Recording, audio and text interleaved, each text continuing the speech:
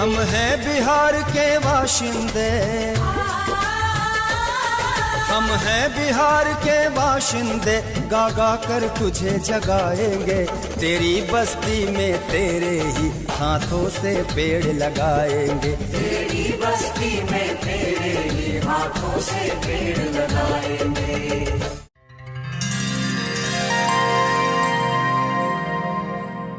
बिहार राज्य में आगामी बरसात के मौसम में जल जीवन हरियाली अभियान के तहत पौधे रोपित किए जाने हैं, जिसमें वन विभाग के अतिरिक्त जीविका की दीदियों, ग्रामीण विकास विभाग तथा अन्य संस्थानों की सहभागिता होगी।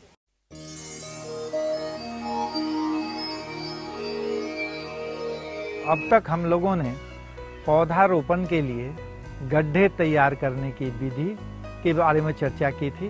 अब वास्तव में वृक्ष का रोपण कैसे किया जाए, इस संबंध में आगे हम लोग चर्चा करने जा रहे हैं। वृक्षारोपण का कार्य अच्छी बारिश के बाद प्रारंभ किया जाता है, जिसके लिए पहले से खोदे गए तैयार गड्ढे में वृक्ष का रोपण किया जाता है। उसकी प्रक्रिया में जो मिट्टी रखी गई है गड्ढे के एक किनारे पर, उसको चूड़ करके अच्छे से उसमें जो है सो अगर बालू की आवश्यकता है, अगर वो मिट्टी दोमट है तो किसी तरह बालू की मिलाने की ज़रूरत नहीं है। अगर दोमट मिट्टी नहीं है तो उसको दोमट बनाने के लिए पीली बालू जो है सो उसमें मिलाई जाती है। इसके बाद कंपोस्ट या वर्मी कंपोस्ट या गोबर की सड़ी हुई खाद बराबर बराबर मात्रा में मिट्टी के साथ मिश्रित किया जाता है। उस मिश्रण में गैमेक्सिन पाउडर डाला जाता है, जिससे फफूंद का प्रकोप जो है कम से कम हो सके। गड्ढे में डालने के पूर्व यह सावधानी रखें कि ट्यूब का ऊपरी सतह और जमीन का ऊपरी सतह बराबर हो। इसलिए यदि आवश्यक हो तो गड्ढे की गहराई को पहले से आधा भर लेते हैं, फिर ट्यूब रखते हैं।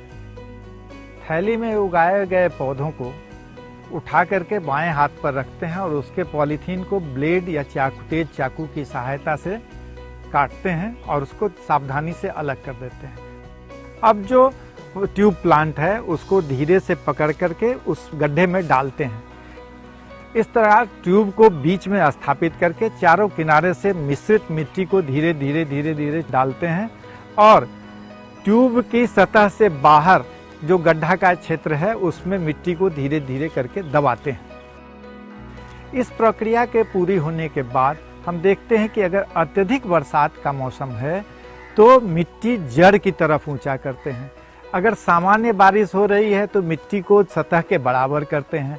अगर कम बारिश हो रही हो तो मिट्टी को किनारे में जो है सो ज़्यादा और वृक्ष के तना के जो है जो शिशु पौधा है उसके तना के आसपास कम रखते हैं, जिससे कि एक सौसर का निर्माण हो सके और थोड़ी भी बारिश हो या पटवन का पानी उसमें जो है सो जमा हो सके। अब एक पौधारोपण हम लोग कर लिए छोटे पीट में, एक बड़े पीट में आप लोग पौधे को लगाने में सहयोग करें। आप देख रही हैं कि ये बड़े आकार की थैली है, पौधा भी बड़ा है, हम लोगों की ऊंचाई से बड़ा, मतलब लगभग 6 फीट का ये पौधा है थैली को लेकर के। अब इस पौधे को लगाने के लिए ये बड़े आकार का जो है सो गड्ढा भी यहाँ बना हुआ है।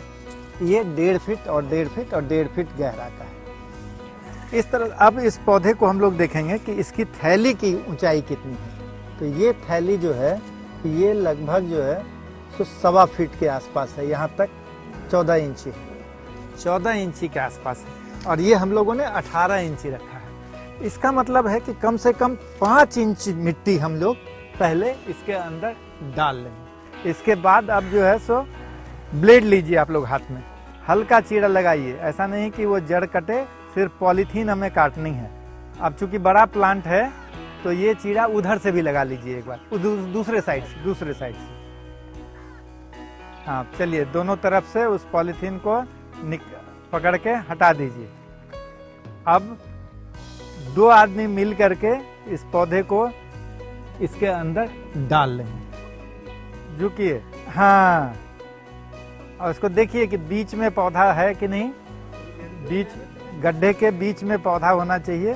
सीधा कीजिए पौधे को, हाँ, झुका हुआ नहीं रहे। अब चारों तरफ से मिट्टी धीरे धीरे डालिए, चारों तरफ से, और उसको दबाइए, दूसरे तरफ से दबाइए, जिधर सीधा करना है उसके, हाँ, हाँ, इस तरह से पौधा लगाया गया जो बड़े आकार के पॉलीथीन ट्यूब में था। अब कम से कम एक पौधे में 3 से 4 लीटर पानी डाला जाएगा। इस प्रकार वृक्षारोपण की में जो महत्वपूर्ण बिंदुएं हैं, वृक्षारोपण का कार्य प्रथम अच्छी बारिश के बाद प्रारंभ किया जाता है। जो मिट्टी रखी गई है उसको चूड़ करके पीली बालू जो है उसमें मिलाई जाती है। इसके बाद वर्मी कंपोस्ट या गोबर की सड़ी हुई खाद, उस मिश्रण में गैमेक्सिन पाउडर डाला जाता है जिससे फफूंद का प्रकोप जो है कम से कम हो सके।